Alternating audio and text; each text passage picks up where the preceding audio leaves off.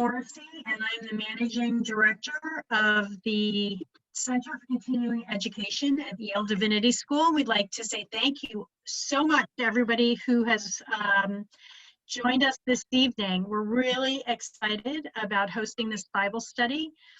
Just a couple of housekeeping things. I'd like to remind everybody to please put themselves on mute while we're getting ready and Alan is speaking. And if you have any questions during Alan's presentation, please just feel free to put them in the chat.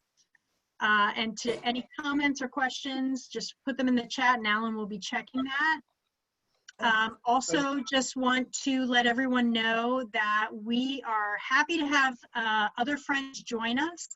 But if you have folks who are interested, I would ask that you please just kind of send them to us so that we can get them registered for the event, so that we can make sure they get the emails, and so that we know that everybody who's with us is supposed to us. We want to make sure it's a safe experience for everyone and that we're not being Zoom bombed by somebody whose name we don't recognize.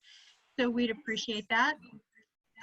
And we will be communicating with everyone regularly in terms of the materials that Alan has prepared for us, in terms of recorded sessions, so you can go back and look at them if you'd want to. So please don't hesitate to reach out to me if you have any questions. And with that, I'm going to turn it over and introduce Joel Baden, who is the director of the Center for Continuing Education at YDS, and also professor of the Hebrew Bible. And Yale Bible Study is kind of Joel's baby, so I'm going to turn it over to Joel. Thank you, Kelly. Welcome, everybody. Thank you all for joining us. This is it's so exciting to see so many people who are here and all the people who are joining us constantly as we're just beginning. I wanted to come and show my face here on the first day and say a welcome on behalf of the center itself. The Center for Continuing Education at Yale Divinity School has been around for really only just a year or so. We're just getting ourselves off the ground. Our purpose is to take the resources, this incredible range of information, learning, teaching that happens at the Divinity School, and make as much of it as available to the public as possible. And that comes in a lot of different forms. We run programs like this one. We provide online resources like the rest of the Yale Bible Study materials. We host events like the Youth Ministry Institute with its incredible library of resources. We make videos of Yale Divinity School lectures available for free online. And we host a whole growing range of materials that are meant just to represent YDS and give you an opportunity to take advantage of the kinds of resources that we provide. You don't have to be a YDS student to get an enormous amount out of YDS, and it's our role in the school to make as much of that available as possible. So I encourage you, as you're enjoying working with Alan for today's Bible study, to check out the other Bible studies and the rest of the programs available at the Center for Continuing Education at YDS. You'll find us right on the website. And that's all I got to say about that. I trust you all to do your own homework there. I'm now very happy to introduce Alan Hilton, who is come back to the YDS community to lead this, our first sort of live online Bible study, but I hope is going to be a model for future such programs. Alan Hilton, the Reverend Dr. Alan Hilton, is the executive director of House United, a nonprofit organization he founded in 2016. His book, House United, How the Church Can Save the World, moves from the facts and causes of American political polarization to the possibility that faith communities can help solve it. The Reverend Dr. Hilton is a former YDS faculty member, where he taught New Testament in the late 90s and early 2000s. He later took the call to become pastor for the Congregational Church of New Haven, Connecticut, Plymouth Church in Seattle, Washington, and Wayzata Community Church in Minnesota. It is my great pleasure to welcome the person who's going to be leading you for the next few weeks, Alan, take it away. Thank you, Joel. It is great to get to do this. It's great to get to work with Kelly and Joel and with the center. And I'll tell you a little more about the Yale Bible Study series as we go along through. But I am delighted to see you and to open the book of Mark with you. It's as I said in one of my letters, don't tell Matthew, Luke, and John, but Mark is my favorite. I am delighted to get to read it with you and look at especially some of the things about it that you might not get even from good preaching or good reading on your own with a paragraph at a time, devotional reading, things we find because we read the whole book. And in order to sort of start that ball rolling, I want to recognize that behind me are a whole lot of books which are supposed to tell you that I'm very smart and well-read, right? That's what those are about. But the problem is I buy the books mostly for that. I only read one occasionally. I have read the book, The Secret History by Donna Tartt. Some of you know Donna Tartt by the book Goldfinch, which became more famous than this one. But this is the first one of hers I read. And I read it for a purpose. I want you to listen to the couple paragraphs that I'm going to read to you and ask yourself, does she really start a mystery novel this way? I'm going to read. The snow in the mountains was melting, and Bunny had been dead for several weeks before we understood the gravity of our situation. He'd been dead for 10 days before they found him, you know. It was one of the biggest manhunts in Vermont history. State troopers, the FBI, even an Army helicopter. The college closed, the dye factory in Hampton shut down, people coming from New Hampshire, upstate New York, as far away as Boston. It's difficult to believe that Henry's modest plan could have worked so well despite these unforeseen events. We hadn't intended to hide the body where it couldn't be found. The opening words of Secret History tell us who done it, including the person who's telling us the story. They're the ones who killed Bunny. They're the ones who hid the body. We already know on page 1 who done it. How many of you like a mystery that already tells you the solution on the first page, right? Well, she happens to be masterful. Donna Tartt wrote it as a senior thesis at Bennington College and made it into a book over the next few years. It tells the story of college students who have this little clutch of misfits and how one of them runs awry of the rest, leading to murder, right? Now, what could that possibly have to do with the Gospel of Mark? I want to start by reading the very first verse of the Gospel of Mark and tell you that in some ways, Mark is making the same move as Donna Tartt made. Listen. The beginning of the good news of Jesus Christ, the Son of God. Now, that may not sound like a tactical move literarily to you. You've probably heard it spoken from a pulpit or read it on your own or read it in a Bible study or something. It may not sound like a literary tactic or a literary strategy. But as we get into the Gospel of Mark, you will see that this book presents a mystery that Mark hatches in these 16 chapters, the mystery of the question of who this Jesus actually is.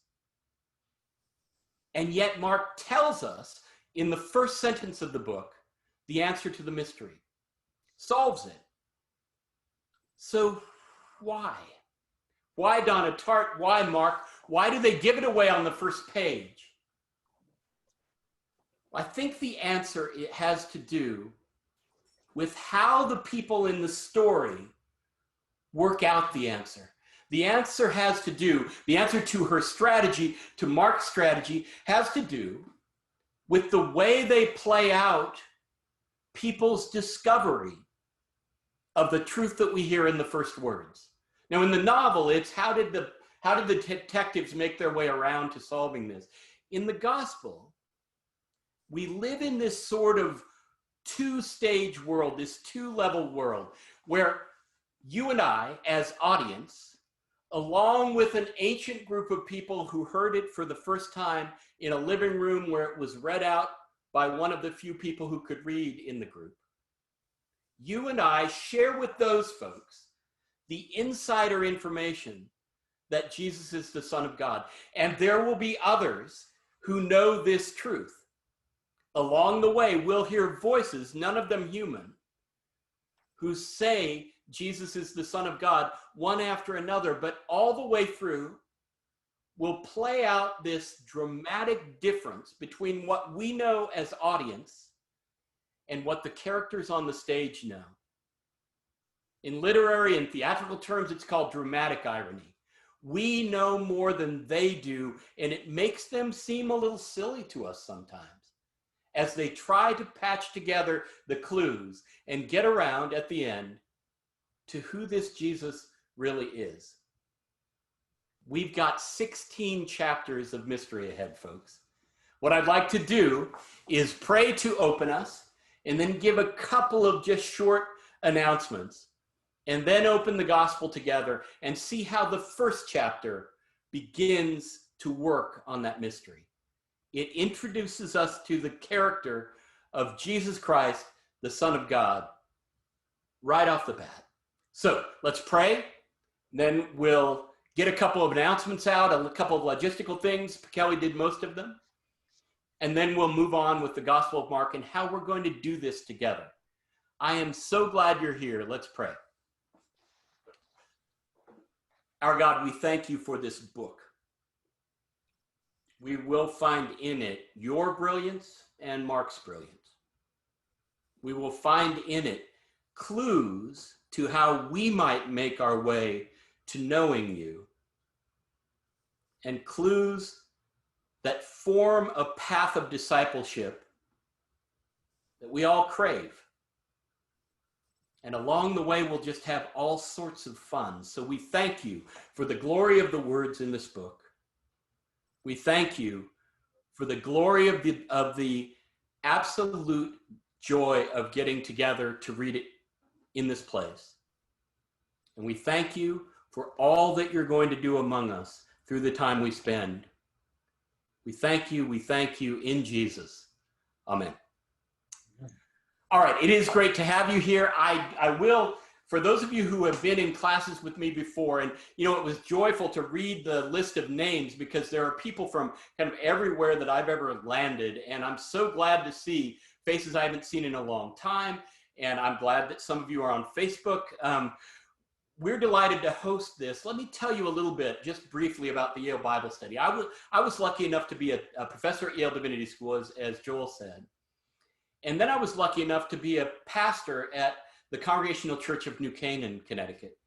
And that convergence led to me having a part in being an early editor and even a content guy for the Yale Bible Study series, which became, out of New Canaan and funded by generous people in New Canaan, has become this brilliant series in which professors from Yale and sometimes the occasional pastor pop in to unfold biblical books. And all of that is free online due to the generosity of donors. So when we're done, take a look on the Yale Bible Study page. You can just Google it and you'll pop right up there. And you'll see just how many books of the Bible have been captured in this way that are just free for your enjoyment, free for a small group in your church, right? This isn't going to be an ongoing infomercial. I just want to express my gratitude for all that work that Kelly and the gang before her have done to make this accessible. What we're doing tonight is a sort of reprise of something I got to do 15 years ago with David Bartlett of blessed memory. Some of you who are from the Yale clan remember David Bartlett as a brilliant professor of preaching, a brilliant pastor, and he was one of my best buddies in the world. He passed away just a few years ago, but of blessed memory, his legacy kind of lives on in the Yale Bible Study for Mark and many of the others. I get to enter again live because Bible is great in the sort of, we'll talk about this book world. And it becomes greater, as you know, when we have the Bible in one hand and the newspaper in the other, the Bible in one hand, our diary in the other, it becomes greater when we bring it to bear on the world we occupy. So, hopefully, over the course of these 8 weeks, we're going to learn a lot about how brilliant Mark is as a storyteller, as a teller of the whole life of Jesus, beginning, middle, and end, from the beginning of his adulthood at least, as a teacher of Christian ways, all of the ways in which Mark brings us home. Hopefully, we will also bring it into the lives that we lead in the places where we live, which, by the way, are quite various. So, with that as sort of a background for the Yale Bible Study and what we're doing here, let me just give you one more brief sort of logistical thing. Each week, Monday will be our meeting, same bat time, same bat channel. We'll get on every Monday evening at 8 Eastern, 7 Central, and so on, just like this. Every Monday during the day, you'll receive the handout for that evening, just as a reminder, and the handout for the next week so you can get ahead if you want. Let me say in capital letters for you, you do not need to prepare to show up.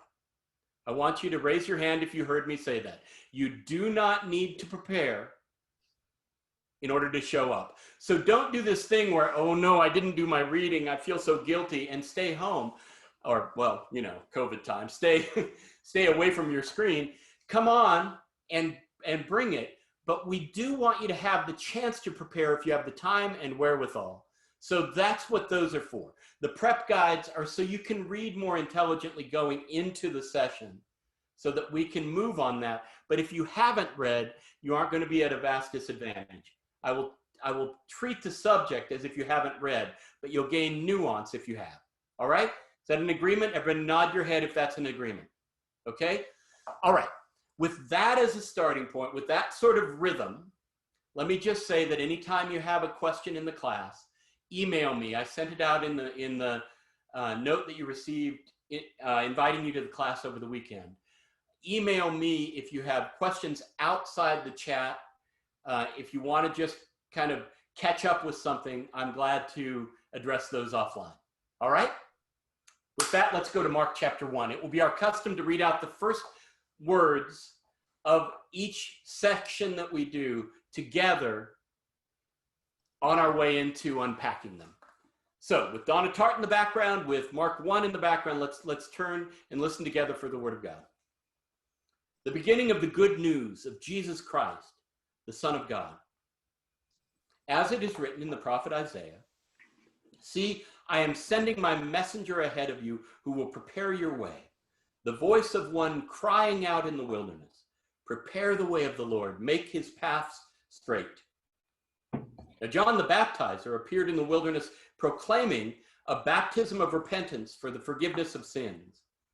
And people from the whole Judean countryside and all the people of Jerusalem were going out to him and were baptized by him in the river Jordan, confessing their sins. Now, John was clothed with camel's hair, with a leather belt around his waist, and he ate locust and wild honey.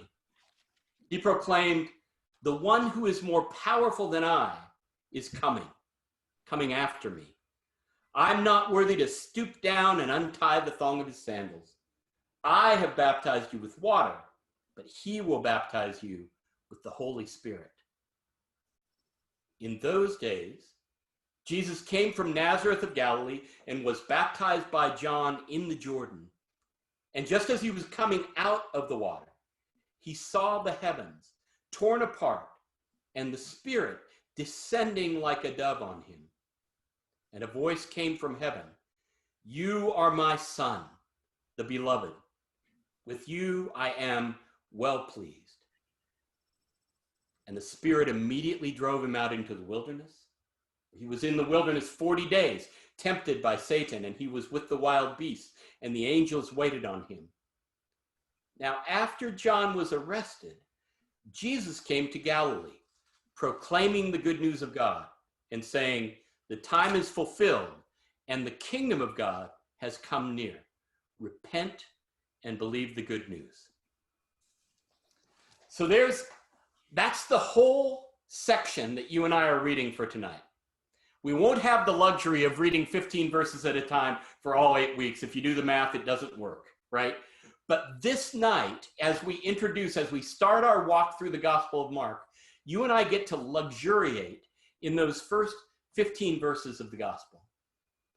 And I opened in the way I did because I want somehow to let those 15 verses open our aperture, open our vista to the whole book and what it wants to do with us. In those verses I just read, we see the announcement that Jesus Christ is Son of God, right? The beginning of the good news of, I would translate it, about Jesus Christ, the Son of God, right? I told you it kind of spoils the mystery, but we'll get back to how it stays mystery.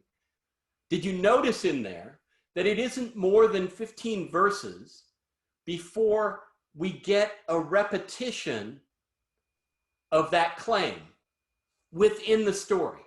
So if Mark is opening by telling us, okay, what I'm about to give you is the good news about Jesus Christ, who is the Son of God. If that's the sort of headline, he immediately goes to introducing John through a passage from Malachi and a passage from Isaiah, right? The one crying in the wilderness. And then John comes and does what he does, but shortly after John has spoken his word, Jesus kind of quietly sidles in and John baptizes him. And suddenly a voice from heaven says to Jesus, second person, "You are my beloved Son. In you I am well pleased." Right? Notice, Son of God in verse 1, you are my son from God, really soon in the story. That matters because it takes it out of the world of headline and out of the world of John saying, okay, people who are listening, Jesus Christ is the Son of God and I'm about to tell you about it, into the world of the kind of character law in this drama. God self says, you are the Son of God, in some sort of confirmation that comes right before he goes out to tussle with Satan in the wilderness. God reiterates what Mark has said and says, you are the Son of God. What impact does that have on us as readers, as hearers, as audience?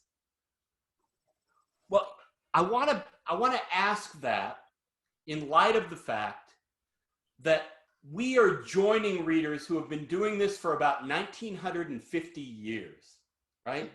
If Mark wrote, as many, many scholars believe, if Mark wrote his gospel, the first one we know of as a whole sort of beginning, middle, end story of Jesus, if Mark wrote his gospel just around 70, and I'll come back to why we think that down the line, but if Mark wrote it about 70, say just about 40 years after Jesus' death and resurrection, then for 1950 years, Christians of different sorts and some readers who haven't been Christians have read this story, this book, and tried to gain from it what they can, right?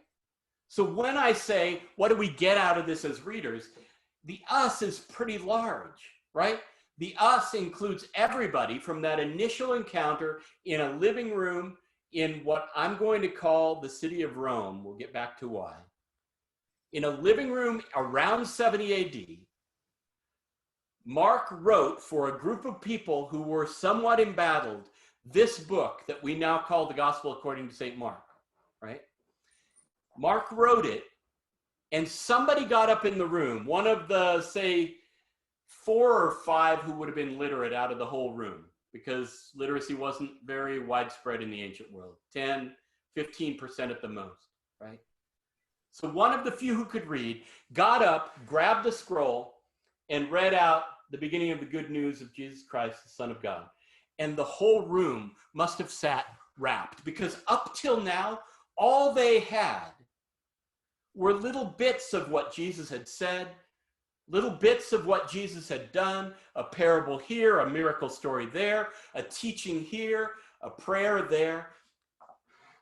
The way we look at those 40 years, the way that we envision them, has them as these sort of times when fragmented Jesus stories were running around and people were memorizing them because they wanted to keep them, right? A lot of people trying to figure out, what did Jesus do? What did Jesus say?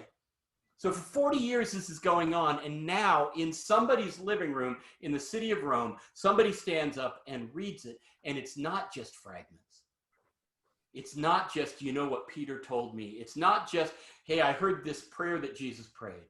Suddenly, it's a story moving from the time Jesus appears in that wilderness baptism of John in the Jordan, all the way through to the time when women go away scared from the empty tomb. First time anybody gets that, right?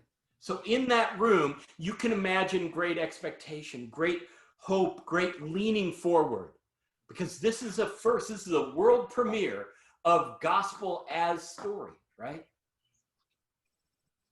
Now, if that's true, I want also to imagine together how they might have heard this compared to how you and I have gobbled up this gospel.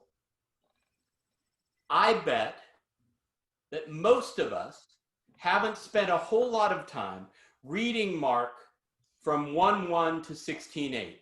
How many of you on the screen have ever just sat down and read the whole thing straight through? Some of you have been classes where I assigned it. Some of you have read it in other settings. It doesn't happen that often because how do we usually get our Bible? Well, we usually get it in little snippets that are a paragraph long because somebody's going to be preaching on it from the pulpit of worship we attend, right? We usually get it in a little paragraph that may or may not be at all related to what paragraph we heard last week, but where there's certainly 7 days between. Or we get it in an even smaller little smidgen for a devotional book in which it hops all over the place. And one day you have Mark and one day you have Zechariah, right? You and I don't usually hear in order a whole gospel from the New Testament. But the audience that gathered in that room, while they would have had fragments of Jesus stories, it would have been a prayer here, a miracle there, a healing here, a parable there, right? They would have been very accustomed. It would have been a normal thing for them to be hearing stories late into the night. Because in the ancient world, oral tradition, oral storying was a big deal. So they would have sat down and it would have clicked in pretty immediately what they were hearing. And it would be like the mode you and I get into when Netflix, when we're binging a Netflix. We know how we're supposed to approach it when we get to Father Brown or we get to one of the Netflix pieces that we like to watch. They would have clicked into that mode for the Gospel of Mark. You and I don't usually, right? You and I, when we start the Gospel of Mark, start thinking about a few verses. What I'd love for us to experience as we do this together is reading it all the way through and understanding the things that you can get by reading it all the way through. We'll major in that next week when we get to talking about the people who became opponents for Jesus. But this week, I want to cast our eyes not only to 1:1 and not only to the voice of God from the heavens at the baptism, but straight on through to a whole lot of other non-humans in this story who recognize Jesus as God's Holy One or as God's Son. Turn to chapter 1, verse 21 through 28.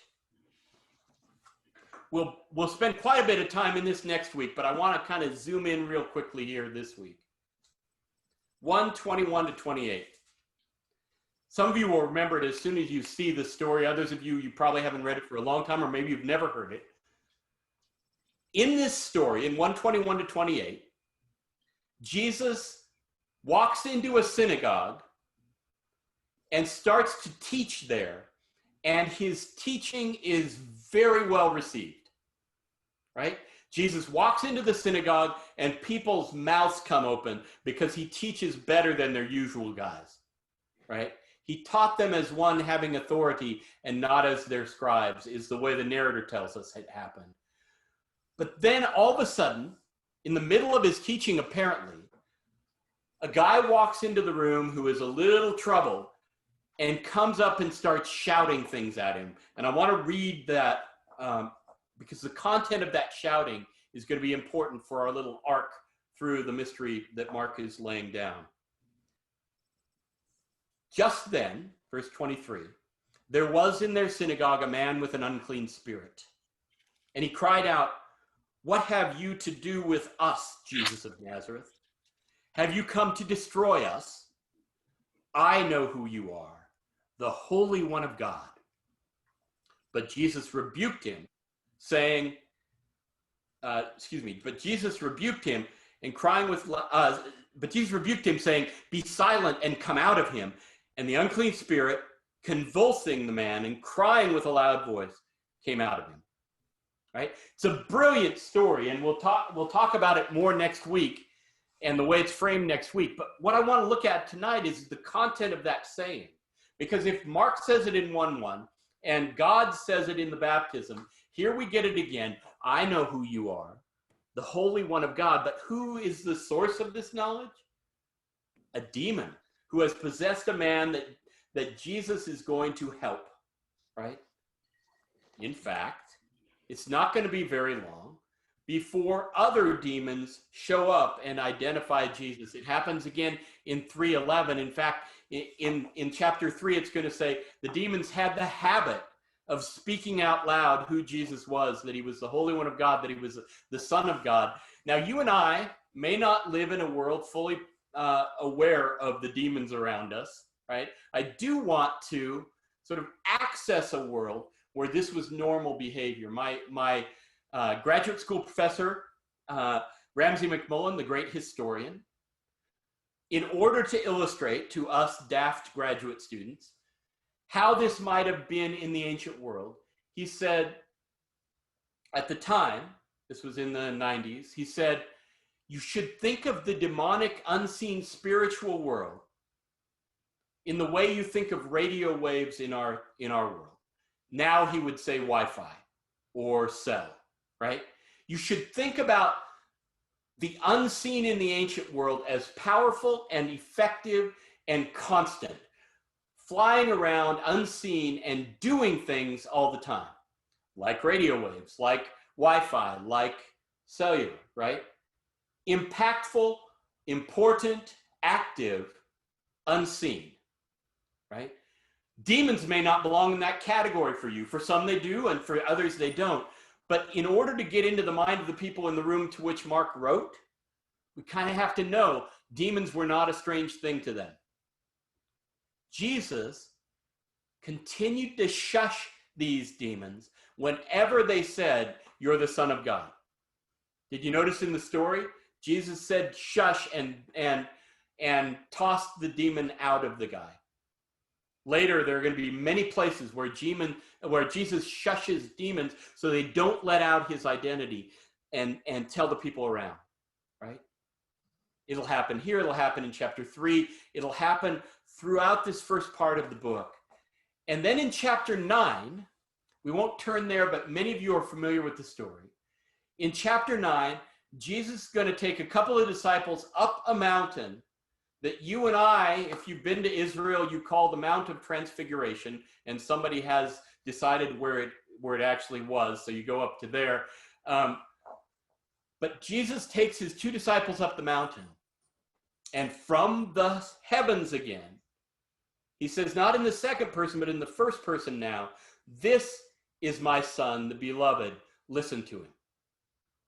Another non-human character who identifies Jesus as Son of God, this time for an audience and not just to confirm it to Jesus, right? So we have Mark in 1:1. We have God in the baptism. We have the demons here, there, and everywhere. And we have God in the transfiguration. There ends up being quite a theme that Jesus is Son of God. But here's the kicker. Not a single human gets it. Not a single human gets it. They keep guessing. Chapter 4, Jesus calms the wind and the waves in the middle of a huge storm. And his disciples do not say, oh man, this guy must be God or God's son. They say, who is this that even the wind and the waves obey him? Throughout the gospel, people guess around at who Jesus is. In chapter 8, he's going to stop with his disciples and say, you know what? Let's review. Who do people say that I am? And the disciples are going to say, well, some of them say Elijah, one of the prophets. Some of them say you're John the Baptist come back from the dead. Everybody's buzzing around about who Jesus is. But nobody gets it. Nobody gets the answer. Even when Peter, when asked, so who do you guys say that I am? Peter says, you are the Messiah. Jesus shushes him and then says, yeah, I am the Messiah. And by the way, we're going up to Jerusalem where I'll die. And Peter says, no way. Peter rebukes him and Jesus calls him Satan for it. Right? That's a familiar story. So that even when Peter comes close, he doesn't say you're the Son of God. He says you're the Messiah. Even when Peter comes close, he doesn't quite get it. And in the aftermath of that and on through the way Jesus talks about his death, the disciples just don't get it. It's going to be chapter 15, late in the book before anybody does. We'll talk about that when we get to it. But the mystery is palpable. People can't figure out who this guy is, but they know he's not just like every other person, right? Jesus was compelling enough to get disciples from their nets by just saying, follow me and I'll make you fish for people. He was compelling enough to grow great crowds of people wherever he went, but they spent their time mystified about who he is. So why do I wind this mystery? Well, I think it's a core of what Mark, the reason Mark wrote his gospel in the first place, and we'll talk more about that. I think that the living room folks who first heard the gospel were probably getting flack for believing that Jesus was the Son of God. So Mark helping them out with it's not exactly the easiest thing to figure out might have been useful to them. But I also wonder if you and I just sort of toss off Jesus is the Son of God as something we have signed on for, as something that we put in the book, we've checked that box. We are believers in that fact and have left alone, right? What does it mean to us to say Jesus is the Son of God? What does it mean to us in our relationship with God and our relationship with people if we truly think, if we truly believe that this guy was God's son? How does it matter for the way we behave day to day, for the way we think, for the way we respond to adversity, for the way that we see a world that's coming apart in 2020 that is inspiring all kinds of apocalyptic claims? What does it mean to securely say, you know what, that guy's the Son of God, and actually go toward that truth? I think that's what Mark is trying to help us figure out. I think for eight chapters, he's going to set it up, and for the last 8 chapters, he's going to play it out. Mark is trying to help us understand, if we really claim that this guy is Son of God, what does that look like in flesh? What does it look like in our lives? What does it look like when we face adversity? What does it look like when we are among people who don't agree with us? I think the book was written to help people in around the year 70 do that. I have a feeling God had in mind, as God inspired Mark, I think God had in mind even the likes of us. So as we walk these 16 chapters, as we walk these 8 sessions together, as you sometimes are able to come on Monday night and other times pick up the podcast or the video on the website, as we walk our way through, we're never going to get too far from that question, What does it mean to believe Jesus is Son of God? And how does Mark help us unpack that? Make sense? All right, I want to pick up a couple pieces from the first chapter. And then, as I said in my note to you over the weekend, each week we'll go about 45 or 50 minutes with me just talking, right? That's kind of a necessity. We've got 258 people in the class, or at least 258 email addresses. I see a couple of you in different screens. We got a lot of people, so I can't just keep it open the whole time, obviously. But I do want to interact and engage with your questions and comments. So at the 50-minute mark each week, I'll try to stop and look at what you've been asking and see if we can address some of that. And then at the 60-minute mark, after we've done that for 10 minutes or so, any of you who want to stay on for extra time, I'll just open the mics and we can talk, maybe for 10 or 15 minutes.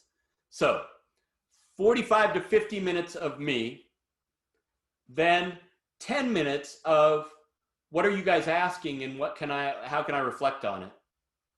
And then 10 or 15 minutes for any who want to stay on and just lounge and chat, okay? Does that sound like a reasonable order? Because it's a necessity that I lecture, but I'd much rather engage with you. So we're going to try to do both things. All right? So just to pick up a couple things that are left, I want to anticipate next week and let you know why I haven't spent a whole lot of time in the temptation of Jesus, which was part of our week, but I haven't gone there hardly at all. One, it's very brief. But two, we're going to come back next week having established who the primary character is, Jesus Christ, Son of God, right? Having established the difficulty of understanding who he is, having established that he's compelling, all those things that we started rolling tonight. Next week, I want to get pretty quickly because Mark gets very quickly there. Next week, I want to get very quickly to, there were people who were really angry about what he was doing. Jesus didn't take very long to develop a strong resistance, a strong opposition who opposed him in his work. They show up early and often in this book. So it's not a bad idea for people who are reading the whole book to take note of that as early as it comes. And the first bit of that happens when Satan takes him out in the wilderness for a couple verses. Then we saw a demon shows up and doesn't like what he's doing and opposes him in chapter 1. In chapter 3, Pharisees are going to show up wanting to plot his demise. And so on, all the way through to the streets of Jerusalem and the cross of Calvary. This will be a book that right alongside the brilliant kind of motion of the Son of God in the world tracks the descent from that motion, the opposition to, the opponents of that motion. We'll keep an eye on them too. We'll look especially at them next week. In the process, we'll also get to see the narrative subtlety of a brilliant author that Mark is. For a long time, people didn't acknowledge that Mark was this creative, remarkable author. You and I get to see it because of some people who have recognized it recently, and we'll show it especially in the way that he portrays the opponents. All right? The other thing I want to pick up from chapter 1, and that section that we read that we haven't picked up yet, is the character of John the Baptist. In the course of those verses that we read, verses 1 through 15, in the course of those verses, we get a quick flash of this prophet who was out by the Jordan wearing funny clothes and eating funny food. And if you've hung around churches at all, you've heard many sermons or many lessons on John the Baptist. I just want to sit with Mark's John for a second while we have the time. First, I want to notice that Mark introduces him by quoting prophets. Now, he says, as the prophet Isaiah says, which is true of verse 3, the voice of one crying out in the wilderness. The one from verse 2 is actually from Malachi, which I think he just kind of brings on under the umbrella of Isaiah. So he brings a prophet from here and a prophet from there to set the stage for John, who is going to set the stage for Jesus, right? So John the Baptist is introduced regally in the tradition of the prophets, and he comes on in his strange garb, just like prophets had. They did strange things. If you haven't read around in the Hebrew prophets, it is worth the price of admission just for the strangeness of it. He proclaimed, "The one who is more powerful than I is coming after me. I'm not worthy to stoop down and untie the thong of his sandals. I've baptized you with water. He will baptize you with the Holy Spirit." Friends, even as late as the late first century, so 60, 70 years after Jesus' death and resurrection, even as late as near the end of the first century, John the Baptist had disciples in present-day Turkey, in Ephesus and areas around it. This was a powerful character. He's mentioned in Josephus's History of the Jews. He's mentioned in that important historical book because he was prominent, right? We don't get the tale of the palace intrigues that Matthew gives us. We don't get the tale of John's death in the same way as we get it in the other Gospels. But it's worth stopping for a moment to say that if John, as great, as popular, as powerful as he was, if John says, a guy's coming after me who's even more powerful than I am, you and I need to take notice, because the whole world was already taking notice of John. If he's announcing this Christ must be something, right? So we've got Jesus Christ, Son of God, in the opening verse. We've got John the Baptist introducing him and setting the table. We've got a baptism where God comes down with voice and says, "You are the right one. You're my beloved Son.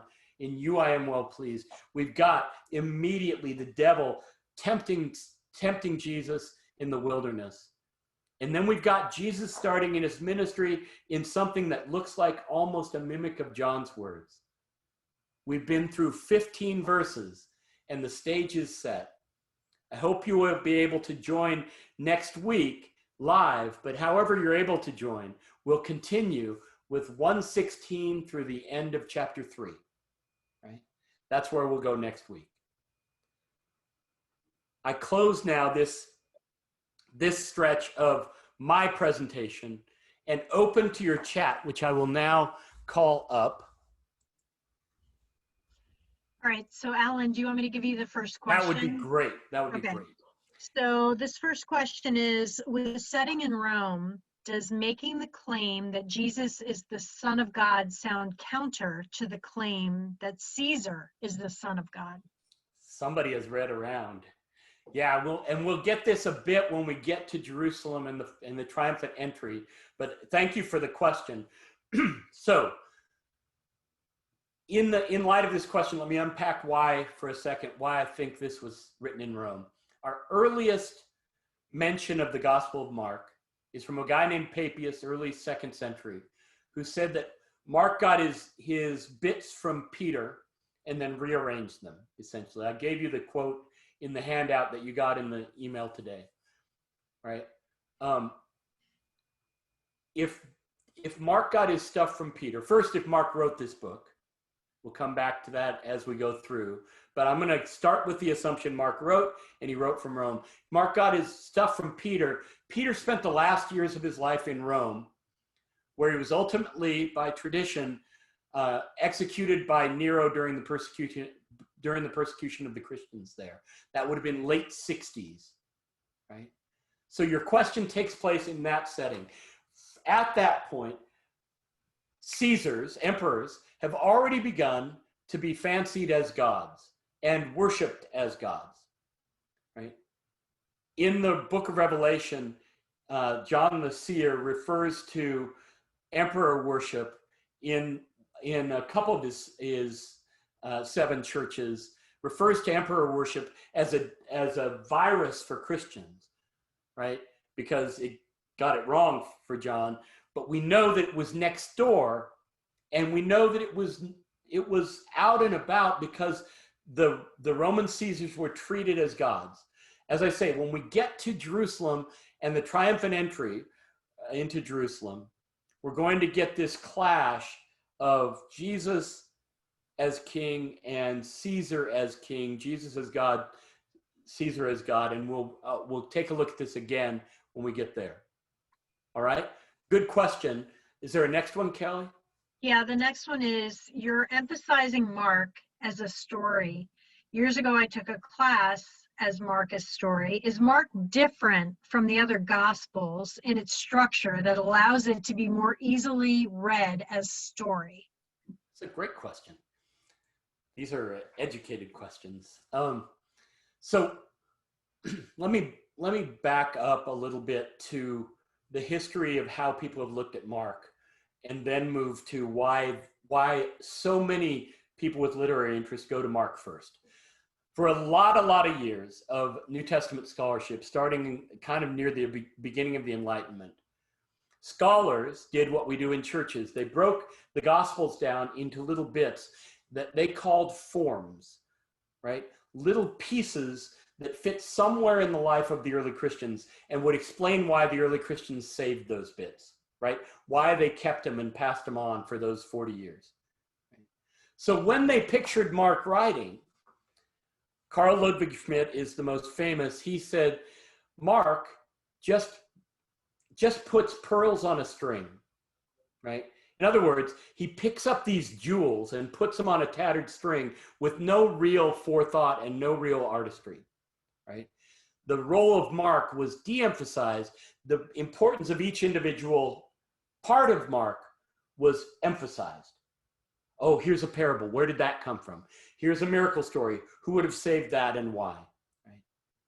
The historical Jesus seminar and others who do this historical Jesus have sometimes done the same thing. Is this true Jesus? Is this true Jesus? Is this true Jesus?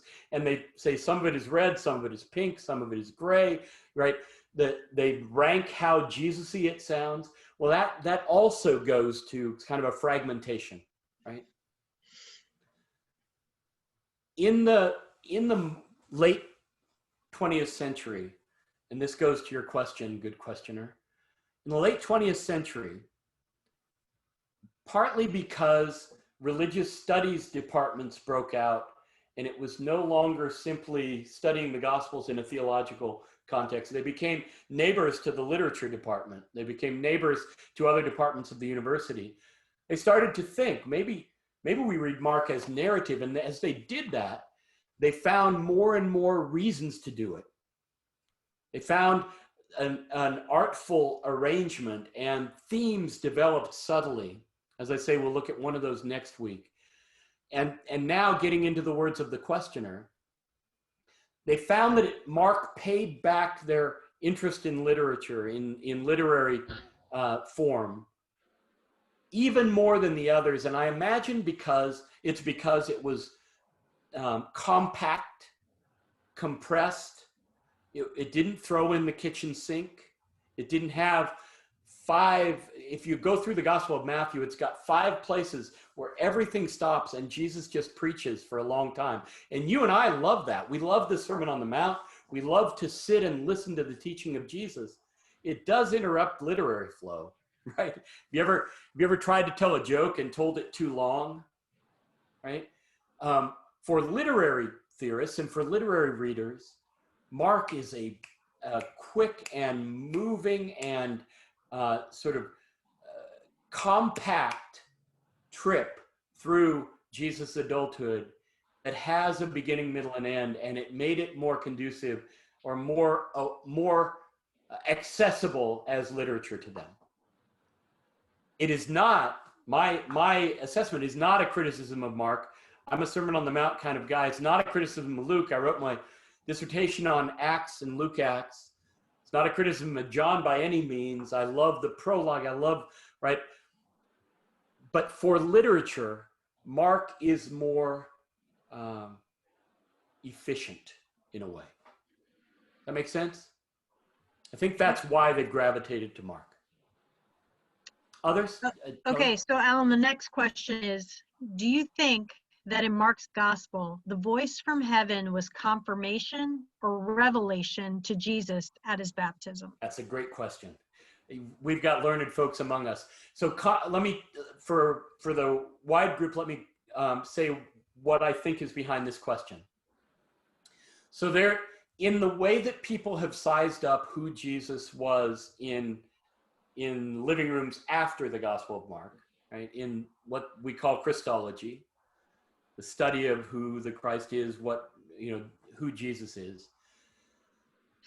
The traditional Christian position from the creeds forward has been that Jesus was Son of God from beginning, right? But there is a school of thought that Jesus only learned that he was Son of God over time. And so when this person asks, do I think this was confirmation or revelation to Jesus? That's what the person is asking. Do I think when God's voice comes, Jesus had just been standing in line like every other baptizand with no sense of his vocation, right? No sense of his identity, and stands in line, gets up there, baptism happens, he's ready to, he's taken his number, he's gotten in line, he's done the baptism, and he gets up, and now he's ready to leave when suddenly this voice booms out, oh, no, you don't go anywhere. You're my beloved son. And Jesus suddenly goes, I am? And then he goes out into the desert and is tempted by Satan, and then he goes and does what John has done, because that's what he knows how to do. Do you see the differences between Jesus, a Jesus who is aware of his status and his identity from the start, and comes kind of like what Matthew has, comes and says, where John says, I should rather be baptized by you, and Jesus says, let us do this. Let us comply with all righteousness for the present, right? In other words, Jesus knew who he was. John deferred to him as who he was. But Jesus says we need to go through this baptism because it's supposed to be done, right? Mark doesn't have that wide a statement of it, so it stays open. Is Jesus learning it, or is Jesus having it confirmed? My view is that it's confirmed, but it's a good question. Make sense? Okay. All right, next question one is, more. Okay.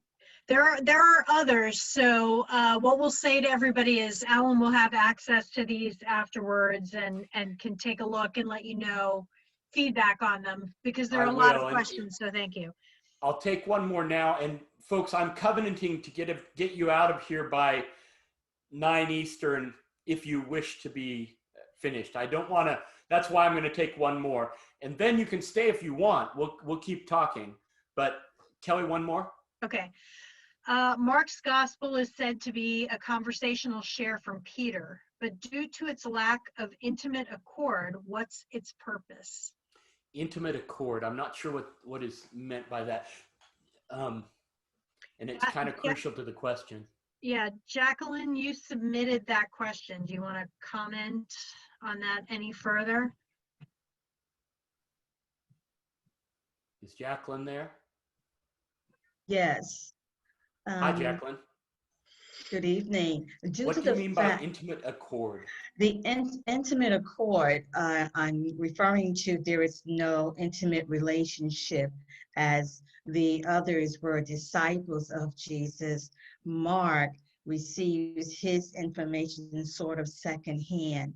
Yep. And so I'm just trying to find out what is the relevance of Mark. I don't want to discard Mark, but what is his relevance compared to the other Gospels? Okay, so when you say intimate accord, you mean Mark hasn't had intimate accord with Jesus? Yes. Is that right? Correct. Yeah. So not that he didn't have that he didn't have connection with Peter. So Luke never walked around with Jesus, and Mark never walked around with Jesus. Both of them get their Jesus somewhere other than the campfire circles of the disciples, right? And what Papias tells us is that Peter told those stories to Mark, right? When Luke writes, he's going to say, many have set out to write about Jesus and they've done all right, but I'm going to give you, right? He contrasts his because he has more information. He doesn't say where he got the information, but he says somebody has shared with me enough stuff that I should write another gospel. Mark, we only have it by Papias and subsequent people that he hung around with Peter, and he sort of treasured up those things Peter told him. And then he said, you know what, I need to share it, but I'm not just going to kind of throw it out there and give everybody the data. I'm going to share it in the form of what you and I might call a sort of theological biography, right? I'm going to give it to them in a full presentation. But he got the stuff from somebody who got the stuff from Jesus, right? Both Mark and Luke, when it came time to weigh who got into the Bible, both Mark and Luke were recommended by the fact that they were near people who were near Jesus, right? Mark is one remove from Kevin Bacon, right? Luke doesn't tell us how many removes. He knew Paul better than he knew Peter, for instance.